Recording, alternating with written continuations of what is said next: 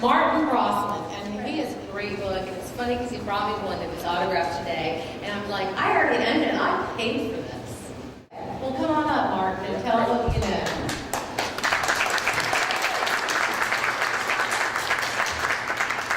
What I want to talk about today is social media, which I backed into also, like was mentioned earlier, where, okay, people are talking online, it's just chat rooms, and I started to notice, wait a second, with this thing called blogging and RSS feed, now we all have the power to create news.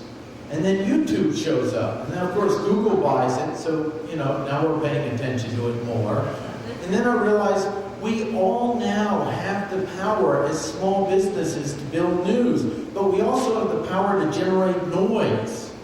Lots of noise to be ignored. And I started to realize what's happening in our culture is that each one of us are developing our own personal information feed. We are deleting marketing and advertising at a higher rate than we ever have in history. So what are we letting in? We're overwhelmed with its stimulation. We're letting in what's relevant to us, what's important to us. And it might be the broadcast news station, but it also might be your blog, or how Dennis can help me with my pet. We're letting that data in, and we're deleting more than ever. So in some ways, one of the competitors for news is us. In some ways, one of the competitors is us is news. Well, to me, what new media will be is the collaboration of both of us providing quality information and earning the right, like the news has over time, to be an authority of quality information. But that's possible by all of us now. That wasn't possible before. I like the story where you go and the printer says, I'll help you market so you look bigger than you are. Okay, I lied to them up front, now they should trust me later. I'm it. That's the product. I want to be accountable for my actions. I want to earn the trust of you to be in your information feed, just like the news has had to do for years. But the possibility exists now that didn't before. What new media to me is this integration of these two things. What's exciting, though, is as small business owners, which I and Pat personally believe are the backbone of America, small business owners now have tools to build trust and interface with the media where we can go out ourselves and be our own media source. That doesn't exclude the media, that partnerships with. But we also have a responsibility of creating relevant information that's authentic and allows a certain level of transparency. Let's be powerful in the size we are instead of trying to be something we aren't. And own it.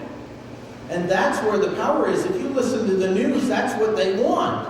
They don't want you to look like you have 12 employees when you don't.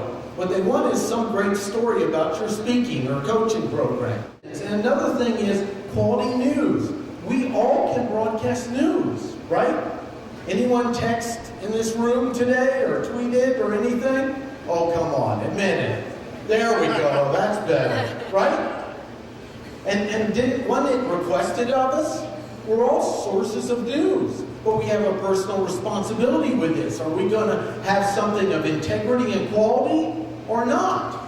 And that's a wonderful, what if we're all doing that? What if the news continues their commitment to quality information that's relevant, and then we continue developing as individual businesses and contacts quality information that's relevant, and then we find new ways in technology to interface it. One of the stories that I want to mention is I go up to D.C., I have office there and take care of my parents, and it snowed here, and I wanted to know what's going on in my neighborhood. So I went to the media, and they had great stuff, what it is, the pattern, the radar. They provided the analysis that individuals couldn't provide. And then I went on Twitter and looked up local data. And my neighbor posted a picture in the neighborhood. So the combination of that gave me the information I needed. Well, this is exciting. So you want to think about not just building a relationship with the media, but the integrity of the information you're providing. This reminds me of a little piece related to the weather, and I'm also a ham radio operator. Anyone know that? No? Okay. You know, my wife says, I always wanted to be a ham non-licensed. But they've been doing something with the weather for years called Skywarn. And what happens with Skywarn is the radar traditionally had an angle so there were pieces of the weather you couldn't see. So they had real people all over the community who learned a little bit of information about appropriate data and became registered, and they were Skywarn spotters. And they fill in the blanks. So if you actually hear the weather and you turn on the ham radio frequency and listen, you'll hear stuff that complements and fills in the news, and then it provided the news. The news provides the background analysis, extremely important. Something I can't do, and seeing patterns and so forth. The research you talked about. And then these people provide that. Well, what we might see in the future is more things like news spotters. You know, where we work with the media and they go, we're going to teach you a little bit about accurate data reporting. Not just promoting that, and then providing those together. So that's, to me, what the new media is, and the social media related to the news. Is not only do we have the power of building relationships with the news, but also creating it ourselves, and we have a responsibility that goes with that as well. Thank you very much.